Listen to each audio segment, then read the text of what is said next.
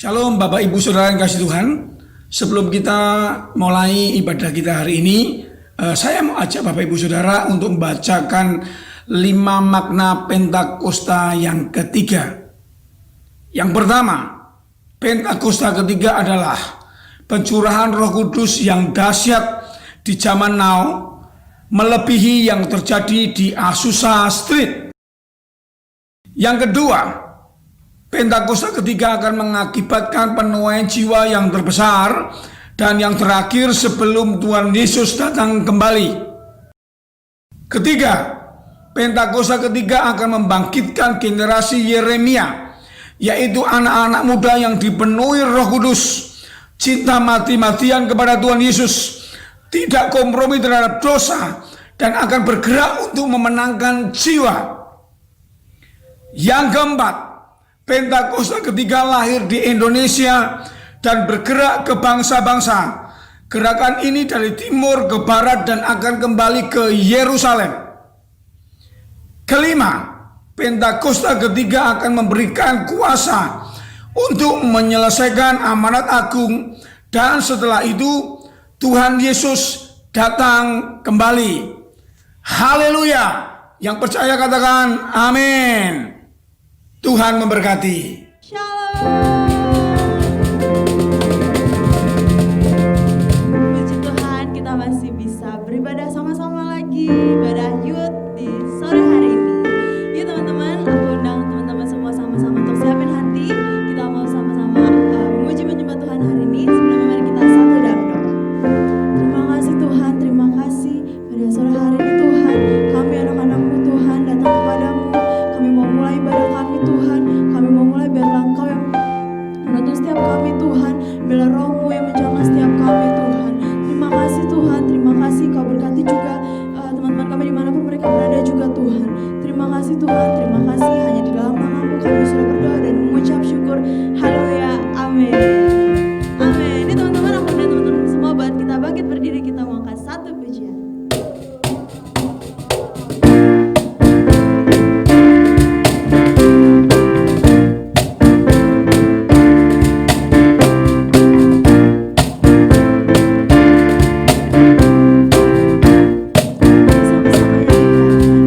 Apa yang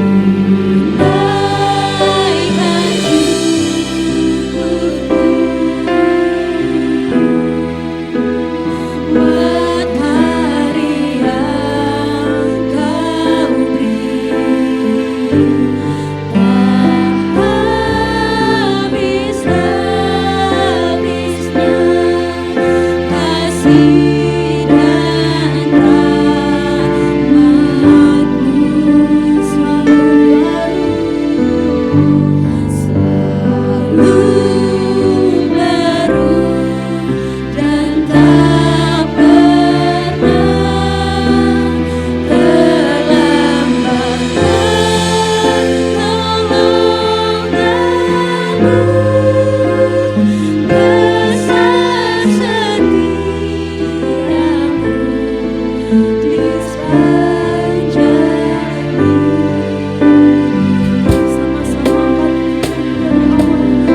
sungguh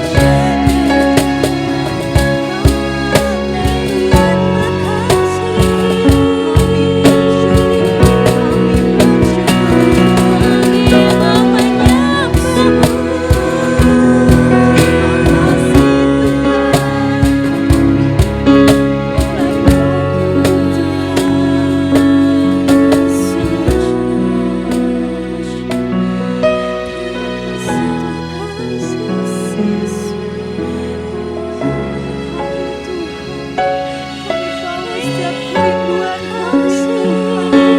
Kami bawa hati kami Tuhan. Kami bawa penyembahan kami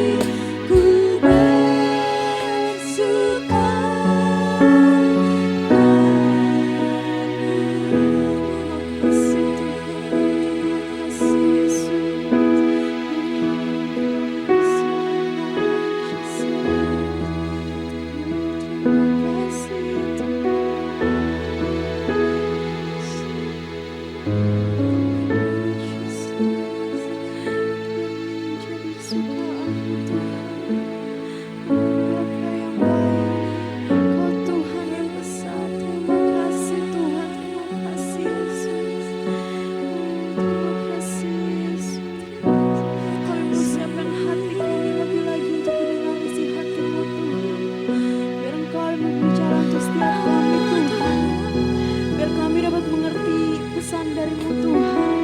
Terima kasih Yesus.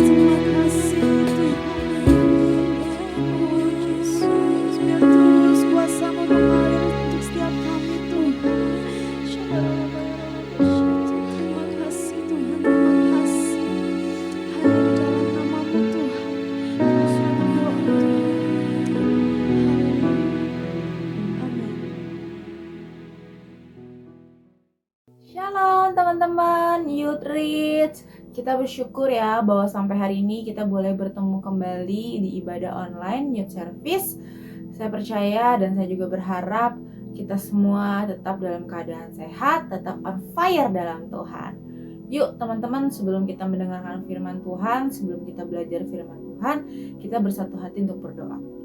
Bapa kami di surga, kami mengucap syukur untuk hari ini kalau kami boleh tetap bisa beribadah di rumah Tuhan dimanapun kami berada. Tuhan, ibadah online, kami percaya setiap doa, pujian, dan penyembahan, bahkan firman-Mu yang hamba-Mu sampaikan pada saat ini itu boleh menjadi rema bagi kami semua yang mendengar, bagi kami semua yang menonton Tuhan. Dan kami percaya firman-Mu terus ada dalam kami, firman-Mu hidup dalam kami. Pimpin hamba-Mu dari awal, pertengahan, hingga akhirnya, sehingga apa yang hamba-Mu sampaikan itu boleh sesuai dengan isi hatinya Tuhan. Bahkan setiap teman-teman yang nonton Tuhan, teman-teman yang mendengar khotbah pada hari ini, hamba percaya mereka boleh belajar, mereka boleh rema dalam kehidupannya dan mengaplikasikannya dalam kehidupannya Tuhan. Dalam nama Tuhan Yesus kami berdoa dan mengucap syukur. Haleluya, amin. Oke guys, jadi hari ini firman Tuhan yang akan saya sampaikan, kita belajar sama-sama, yang bertemakan tentang my identity. Sama-sama katakan my identity, yaitu identitas kita ya teman-teman. Nah, sebelum kita lebih dalam lagi gitu, apa sih yang di dalam pikiran kalian, di benak kalian ketika mendengar kata identitas? Nanti kita bahas teman-teman. Sebelumnya kita buka di Roma 12 ayat 2. Dimanapun teman-teman lagi ada ya, mau di rumah, mau di jalanan gitu, yuk buka Alkitabnya, yang ada Alkitab buku buka, yang atau Alkitab yang di handphone buka. Kita baca sama-sama ya, di Roma 12 ayat 2. Kita baca 3, 2, 1. Janganlah kamu menjadi serupa dengan dunia ini, tetapi berubahlah oleh pembaharuan budimu, sehingga kamu dapat membedakan manakah kehendak Allah, apa yang baik, yang berkenan kepada Allah dan yang sempurna. Amin. Nah, kita tahu bahwa kitab Roma ini ditulis oleh Rasul Paulus. Dan kita tahu bahwa kitab Roma ini khususnya di pasal 12 ya. Di sini menjelaskan tentang persembahan yang benar dan nasihat untuk hidup dalam kasih. Tapi di sini saya tidak menjelaskan tentang bagaimana persembahan yang benar atau nasihat untuk hidup dalam kasih. No, tapi di sini saya mau kita belajar sama-sama di ayat 2-nya. Yang tadi mengatakan bahwa janganlah kamu menjadi serupa dengan dunia ini, tetapi berubahlah oleh pembaharuan budimu, sehingga kamu dapat membedakan manakah kehendak Allah, apa yang baik, yang berkenan kepada Allah dan yang sempurna. Amin. Nah, kalau kita lihat dari Kamus Besar Bahasa Indonesia, apa sih teman-teman arti dari identitas? Arti dari Kamus Besar Indonesia adalah ciri-ciri atau keadaan khusus seseorang, keadaan pribadi, keadaan mutiara, keadaan teman-teman gitu. Mungkin kalau pada saat kita zaman-zamannya sekolah, mungkin teman-teman ada yang masih sekolah, itu kayak jati diri. Oh, mutiara lagi mencari jati dirinya, dia coba ini, coba itu untuk tahu siapa sih gue, siapa sih mutiara, siapa sih teman-teman gitu ya. Dan menariknya lagi, ada salah satu psikolog dari Jerman, Erik Erikson, dia mengatakan bahwa identitas diri itu adalah gaya hidupku sendiri, gaya gue yang dapat berkembang, bertumbuh secara bertahap gitu, dan yang dapat menentukan cara adaptasi kita kepada sesama, kepada sosial teman-teman, pokoknya cara kita beradaptasi gitu kan.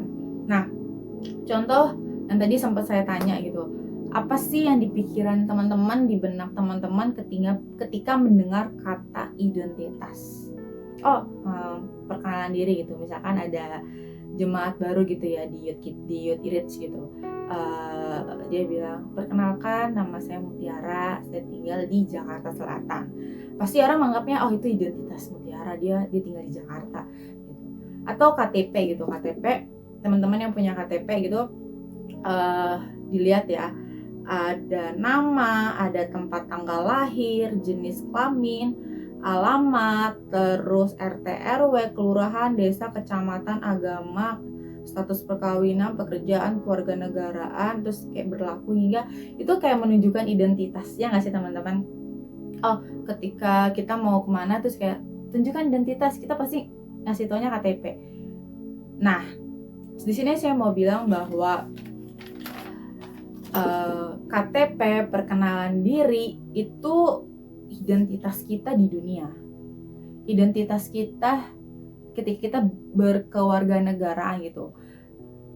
Kalau misalkan kita nggak punya KTP atau tanda pengenal di negara kita sendiri, saya percaya bahwa administrasi di seluruh dunia kayak berantakan deh kalau misalkan kita nggak tahu penduduknya siapa aja gitu, ya nggak sih teman-teman? Nah, tapi yang di sini yang saya mau ajar bahwa identitas kita bukan secara dunia, tapi apa sih kata Alkitab, apa sih kata Tuhan tentang identitasnya kita gitu. Dan saya percaya kita memiliki identitas anak Allah. Amin. Sama-sama katakan identitas anak Allah. Sama-sama katakan Mutiara, sebutin nama Mutiara punya identitas anak Allah. Amin. Nah, di sini saya mau bilang bahwa identitas itu lebih dari KTP, lebih daripada kita ngenalin diri kita sendiri gitu. Lebih dari itu, karena identitas yang kita punya, identitas anak Allah, itu nggak akan kita dapatin dari manapun. Setuju nggak teman-teman? Karena kita memang udah dipilih gitu, kita udah ditentukan bahwa kita memiliki identitas anak Allah, bukan identitas dunia gitu, yang dunia tawarkan gitu kan. Dan saya juga yang tadi saya sempat di awal bilang bahwa banyak anak-anak muda waktu zaman-zamannya sekolah gitu kan, coba sana coba sini demi mencari identitas kita, jati dirinya kita, sampai akhirnya karena coba sana sini terus kita terjerumus dan akhirnya kita menghilangkan identitas kita sebagai anak Allah. So di sini saya dan teman-teman pasti nggak mau dong identitas kita sebagai anak Allah hilang, ya nggak? Nah, saya juga mau bilang bahwa jangan pernah terpaku atau tergiur oleh tawaran-tawaran identitas yang ditawarkan oleh dunia. Karena tawaran identitas yang diberikan pada dunia itu sama aja kita menghilangkan identitas kita, identitas Kristus gitu. Setuju nggak teman-teman? Nah, saya juga mau bilang bahwa identitas ini sangat penting. Sangat penting. Karena dari identitas ini kita tahu siapa kita, siapa Mutiara, siapa teman-teman gitu kan. Dan hal ini saya mau ajak teman-teman kita melihat secara sudut pandangnya Tuhan, bukan sudut pandangnya manusia. Karena kalau sudut pandangnya manusia, identitas kita rusak gitu. Tapi kalau di mata Tuhan, sudut pandang Tuhan, wow, sama-sama katakan wow. Identitas kita dalam Tuhan tuh wow banget teman-teman. Nah, mereka yang tahu, teman-teman atau saya yang kita udah tahu nih ya identitas kita dengan jelas, saya percaya kita akan melakukan segala sesuatunya itu pasti maksimal. Potensi, bakat, skill yang kita punya itu pasti maksimal. Amin.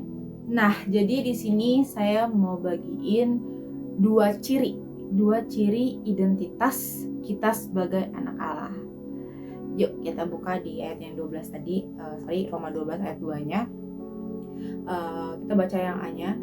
Janganlah kamu menjadi serupa dengan dunia ini, tetapi berubahlah oleh pembaruan budimu.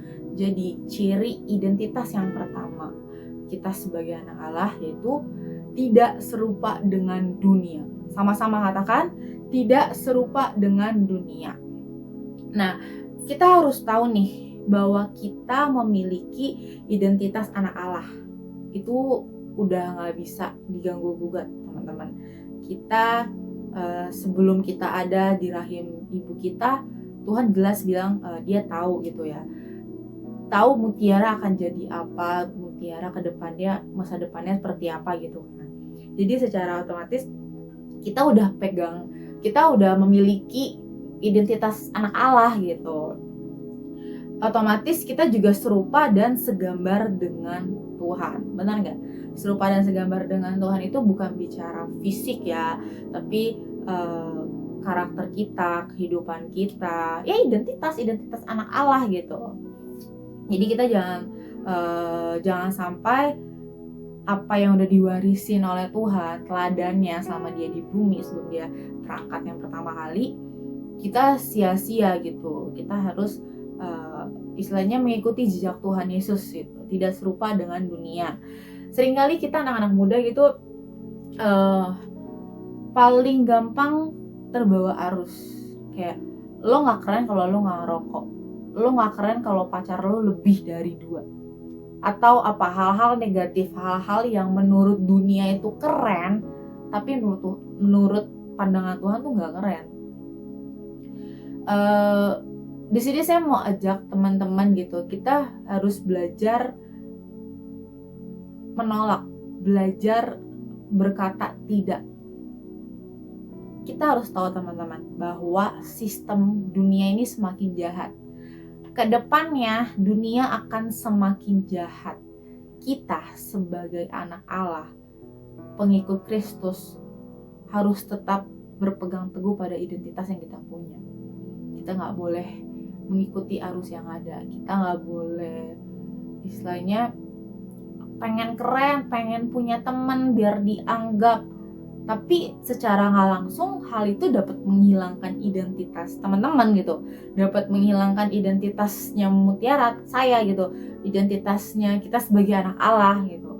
Teman-teman emang mau gitu kita terkenal dengan dia misalkan siapa ya, si A terkenal karena dia ngerokok, si B terkenal karena pacarnya lebih dari 2, keren ya, itu berarti udah kecap tuh identitasnya si A, identitasnya si B. Otomatis secara otomatis identitas Kristus hilang. Dianggapnya si A ngerokok, si B punya pacar lebih dari 2, udah identitas Kristusnya tuh udah hilang gitu. Nah, sini saya berharap bahwa saya dan teman-teman tetap memiliki, berpegang teguh pada identitas yang kita punya. Amin. Nah, kita hidup bukan dari apa kata orang lain. Setuju gak? Seperti kayak lo kalau mau temenan sama gue lo harus ngerokok ya, lo harus nyobain ini, lo harus nyobain itu. Ya memang di Alkitab tidak dilarang merokok, tapi kan tubuh kita ini adalah bait Allah. Kita harus menjaga bait Allah, kita harus sehat, kita harus kudus, kita ya harus menjaga bait Allah, tubuhnya kita. Setuju gak teman-teman?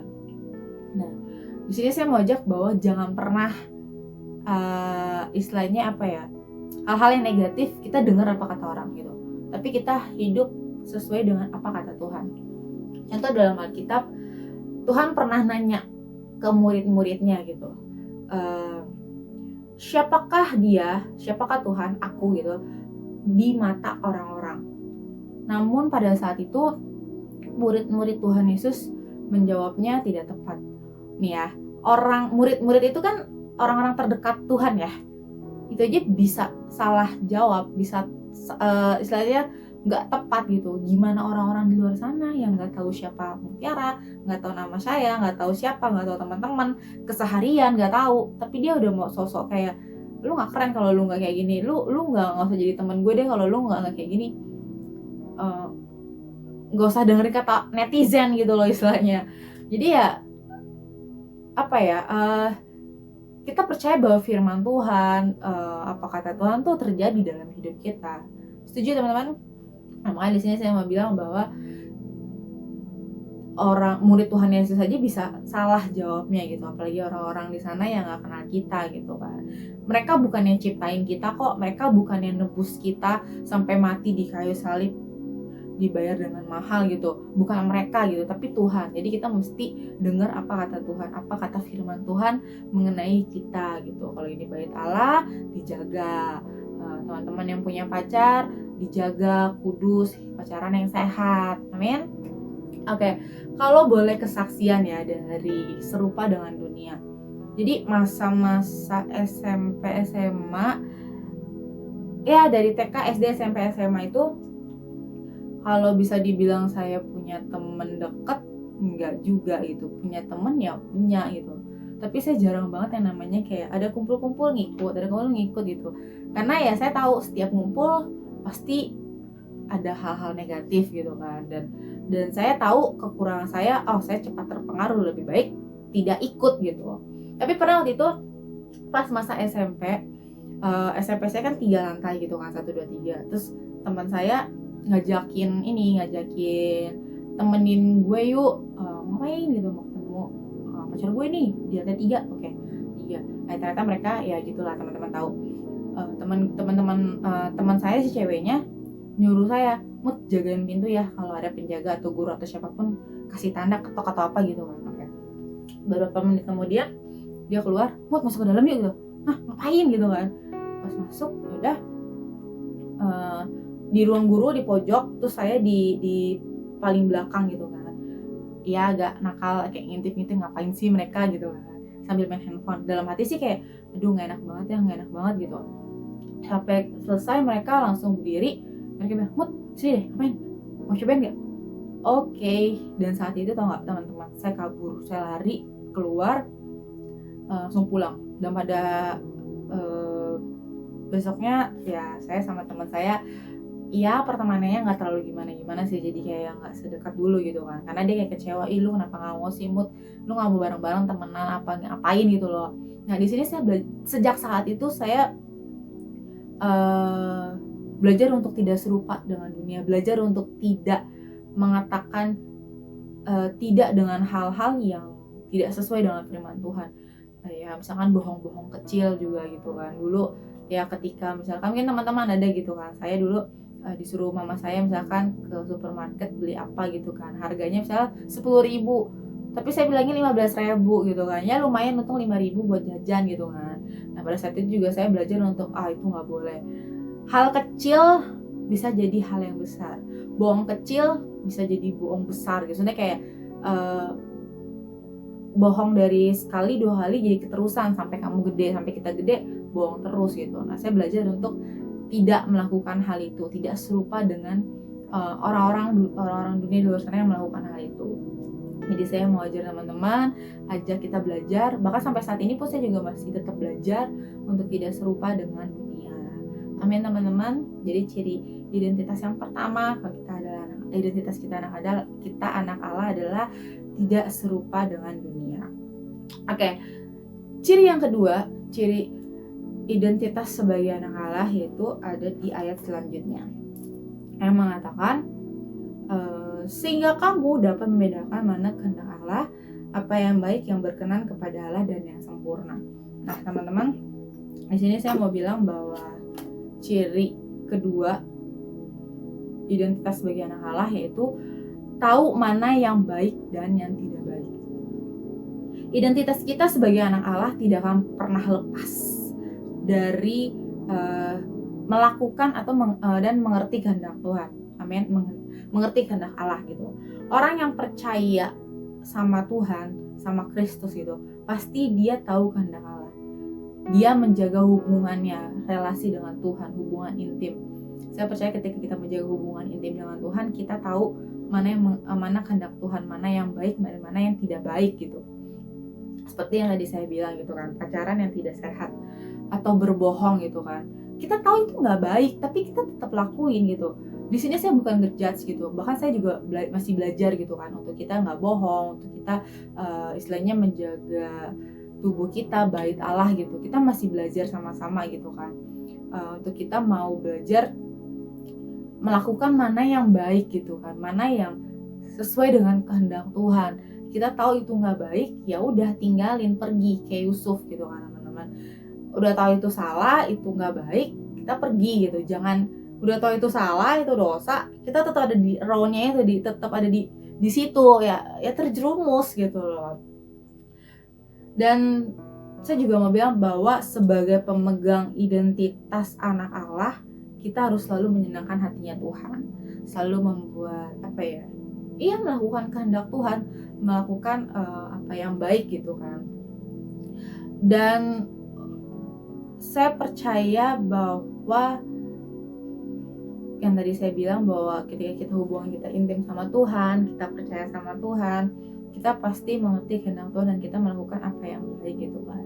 Mungkin anak-anak muda sering kali ya hati nurani sama suara Tuhan 11-12, gimana sih caranya? Ya jaga hubungan intim sama Tuhan supaya Tuhan memberi kepekaan sama kita. Contoh Yusuf ya, Yusuf sangat amat yakin dengan identitas yang dia punya karena Tuhan menyertai dia dan dia peka, sampai dia dijual, difitnah oleh Potifar, bahkan sampai masuk ke penjara, tapi dia tetap memegang identitas yang dia punya. Dia tetap tahu mana yang baik, dia menjauhkan hal-hal yang tidak baik menurutnya gitu kan. Sampai akhirnya Tuhan percayai dia keluar menjadi pemenang gitu. Nah, keyakinan atas identitas yang dimiliki Yusuf itu membawa dia melakukan segala sesuatu dengan maksimal, menjadi maksimal, keluar jadi pemenang gitu kan. Ya saya juga mau ajak teman-teman gitu, saya pribadi juga, yuk kita belajar melakukan kehendak Tuhan, belajar melakukan apa yang baik di mata Tuhan itu. Dan kita harus tahu bahwa kita punya identitas Allah gitu kan. Jangan sampai karena hal-hal yang tidak baik dunia yang tawarkan, kita jadi kehilangan identitas kita sebagai anak Allah gitu. Dalam perjalanan hidup kita, pasti kita diperhadapkan dengan yang namanya keraguan, ketakutan, intimidasi gitu kan. Nah, di sini saya mau bilang bahwa hal-hal itu memang harus kita lewati. Itu sebagai experience-nya kita, sebagai pengalamannya kita gitu. Iblis akan mencari cara untuk mencuri atau memanipulasi identitas kita sehingga kita merasa bahwa identitas Kristus itu hilang. Kita merasa bahwa kita diperbudak oleh dunia ini gitu. Nah, di sini saya mau ajak teman-teman gitu semuanya, yuk kita belajar untuk tetap berpegang teguh pada identitas yang kita punya. Jangan tergiur atau tergoda oleh hal-hal yang ditawarkan oleh dunia gitu. 2 ciri identitas kita sebagai anak Allah, yang pertama tidak serupa dengan dunia, terus yang kedua tahu mana yang baik, mana yang tidak baik. Yuk kita jalin sama-sama. Saya masih belajar dari 2 hal ini untuk melakukan tidak serupa dengan dunia dan tahu mana yang baik dan tidak baik. Kita lakukannya sama-sama ya teman-teman. Dan di sini saya juga mau bilang bahwa Tuhan memandang kita sangat amat berharga. Tuhan memandang Mutiara, saya memandang teman-teman yang ada di rumah atau dimanapun berada, Dia memandang kita sangat amat wow. Katakan wow, keren, sama-sama katakan keren. Kita memiliki hak dan keistimewaan yang Tuhan berikan yang mungkin tidak dimiliki oleh orang-orang dunia luar sana gitu. Karena mereka tidak percaya Tuhan, karena mereka tidak punya identitas anak Allah gitu. Nah, kita harus segala sesuatunya kita harus melihat, kita punya pola pikir gitu, mindset yang benar-benar cara pandangnya Tuhan, bukan cara pandangnya manusia yang di awal saya bilang gitu kan. Karena dari situ kita tahu siapa kita sebenarnya, apa yang sudah Kristus lakukan dalam hidup kita, apa yang kita miliki saat ini, semuanya dapat berjalan dengan maksimal dan kita tidak lagi diperbudak oleh dunia. Amin teman-teman. Jadi di sini saya mau tantang teman-teman, bahkan buat saya sendiri juga, untuk kita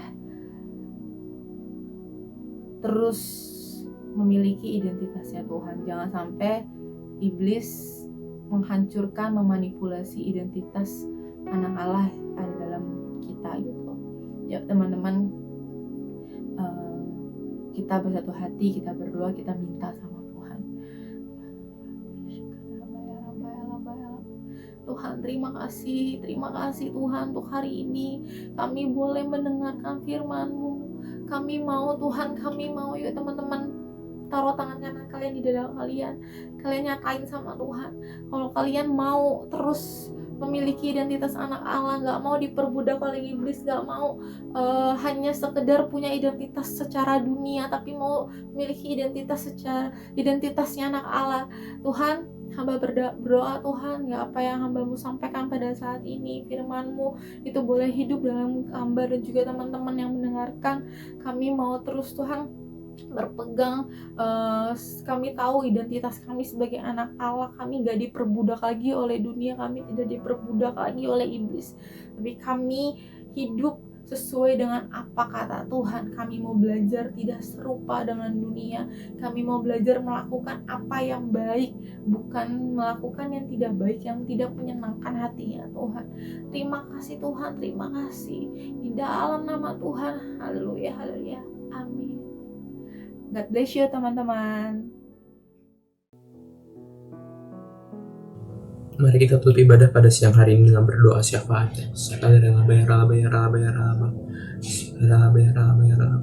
Bapa, sungguh mengucap syukur untuk segala berkat kasih karunia daripada Engkau dalam segala aktivitas kami semingguan terakhir ini, dan pada hari Minggu ini kami dapat berkumpul bersatu dalam ibadah online Youth Reach ini ya Tuhan. Terima kasih Tuhan, kami bersyukur untuk setiap ibadah, untuk setiap firman yang boleh kami terima Tuhan. Kiranya firman tersebut dapat jatuh di tanah yang subur dalam hati kami, bertumbuh, berkembang, dan berbuah lebat nyata dalam kehidupan kami. Terima kasih. Kami juga berdoa Tuhan untuk hamba-Mu, Mutiara, yang boleh menyampaikan firman-Mu. Terus berkati Mutiara dalam segala aktivitasnya, dalam pelayanannya, dalam karirnya, dalam keluarganya Tuhan, dalam setiap tanggung jawab yang boleh Engkau tanam dalam hati mutiara Tuhan, kiranya Kau terus bawa mutiara menjadi kepala dan bukan ekor. Terima kasih Bapa. Kami juga berdoa Tuhan untuk pemimpin-pemimpin rohani ini Tuhan. Terima kasih kami boleh bertumbuh di GBI Gatot Subroto, kami boleh bertumbuh di GBI Rayon 1, kami boleh bertumbuh di GBI Rempoa ini Tuhan. Biar Kau terus pakai setiap pemimpin kami Tuhan, mulai dari Paniko beserta keempat wakilnya, untuk Pak Totong beserta keluarga Tuhan, untuk Pak Roni beserta keluarga Tuhan. Kau terus campur tangan Tuhan dalam setiap visi misi, dalam setiap pelayanan, dalam setiap kebijaksanaan yang boleh diambil Tuhan untuk perkembangan gereja ini Tuhan. Kami percaya gereja ini terus dipakai, gereja ini terus menjadi dampak Tuhan secara khusus di era Pentakosta ketiga ini. Tutup bungkus, lindungi kesehatan setiap pemimpin rohani kami Tuhan. Terima kasih Bapak. Kami juga berdoa Tuhan untuk Youth Church ini, tempat dimana kami anak-anak mudamu boleh bertumbuh Tuhan dalam roh. Terima kasih Tuhan, terus bawa Youth Church ini menjadi semakin berkenan di hadapan-Mu ya Tuhan, untuk setiap program-program yang boleh berjalan, untuk setiap ibadah yang boleh berjalan, untuk setiap apapun yang kami lakukan. Kami percaya Tuhan Kau turut campur tangan. Kami percaya Youth Church ini dipakai Tuhan menjadi dampak bagi setiap sekolah-sekolah, untuk setiap universitas, untuk setiap perkumpulan anak-anak mudamu Tuhan di daerah Rempoa dan sekitarnya, bahkan sampai ke luar kota ya Tuhan. Terima kasih Bapa. Berdoa juga Tuhan untuk setiap jemaat, untuk setiap pelayan-pelayan-Mu yang boleh tertanam bertumbuh dalam Youth Church ini Tuhan.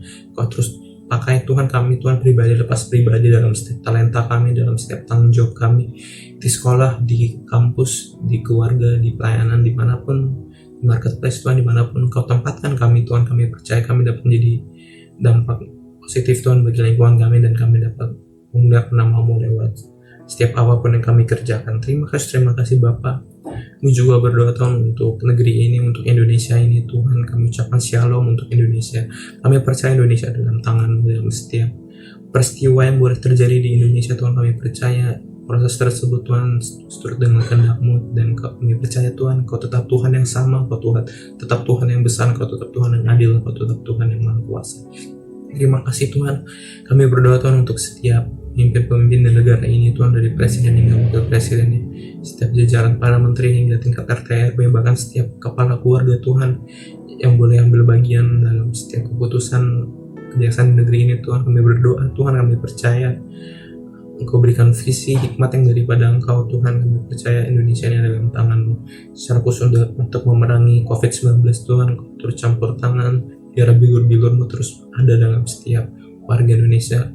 Biarlah mujizat-Mu terus ada Tuhan bagi setiap proses yang boleh terjadi di Indonesia ini. Terima kasih Bapak. Engkau juga berkata setiap dokter, setiap perawat, setiap semua tim medis yang boleh berada di garda terdepan Tuhan untuk memerangi COVID ini. Kau berikan sukacita, damai sejahtera, kesehatan, hikmat Tuhan dalam segala pekerjaannya hari demi hari ya Tuhan. Terima kasih Bapak. Kami percaya Indonesia dalam tangan-Mu. Seratus anak-anak muda di Indonesia Tuhan, Engkau terus campur tangan. Kami percaya Indonesia ini dipakai Tuhan untuk menjadi berkat bagi bangsa-bangsa Tuhan. Di era Pentakosta ketiga ini Tuhan, Indonesia dapat menjadi penuai-penuai-Mu Tuhan, mulai dari Indonesia, dari lewat anak-anak muda-Mu, bahkan hingga sampai ke bangsa-bangsa. Terima kasih Bapa. Kami serahkan doa kami ke dalam tangan pengasihan-Mu. Kau turut campur tangan Tuhan dalam segala aktivitas kami selama 1 minggu ke depan. Terima kasih Bapa, dalam nama Tuhan Yesus kami berdoa dan mengucap syukur. Haleluya, amin.